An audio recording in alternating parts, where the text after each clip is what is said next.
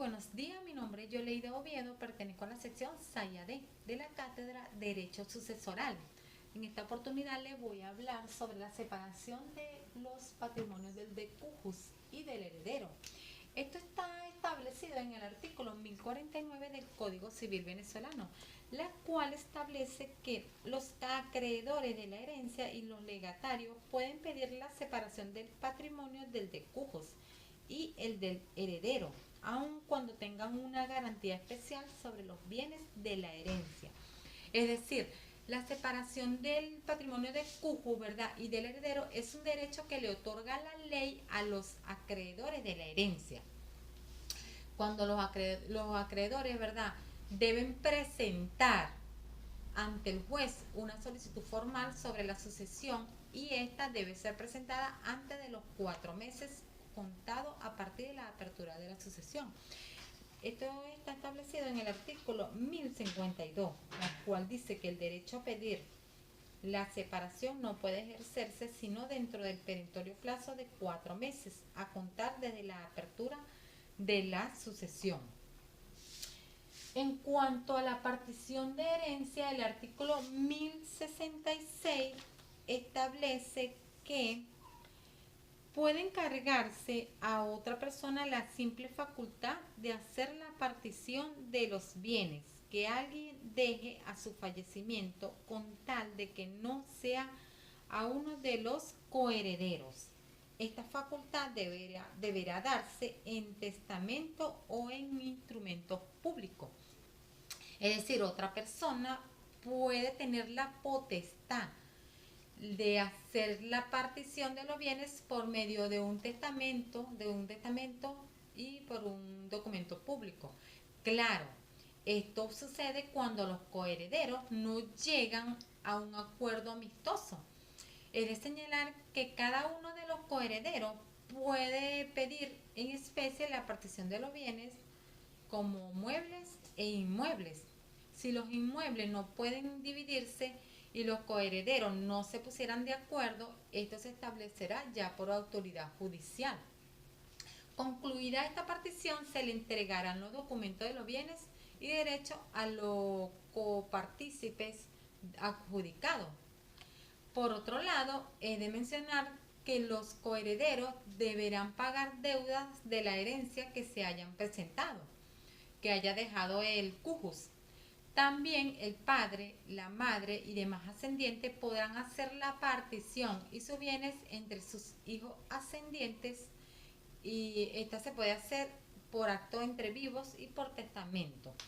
Y será nula la partición en el que no estén comprendidos todos los hijos y descendientes llamados a la sucesión. En cuanto al impuesto sobre sucesiones, tenemos los bienes activos y pasivos y los bienes gravados. Se dice que es un impuesto de naturaleza directa y subjetiva, de transmisión gratuita, de derecho por causa de muerte, la cual causará un instrumento patrimonial a los beneficiarios de dicha herencia. Entre los bienes grabados, ¿verdad?, tenemos que son los muebles o inmuebles, derechos o acciones situados en el territorio. Y los bienes activos, decimos que son todos estos bienes, derechos y acciones que se encuentran a nombre del causante en el de la apertura en el momento de la apertura de la sucesión. Y entre los bienes pasivos tenemos que son todas las deudas que existan a cargo del causante, que serían los créditos hipotecarios, entre otros. En cuanto a las exenciones, exoneraciones de gravámenes y reducciones, ¿verdad? Tenemos que las exenciones estas están exentos de impuestos los entes públicos, las entidades públicas, las que ejerzan actividades de existencia o protección social al cumplimiento.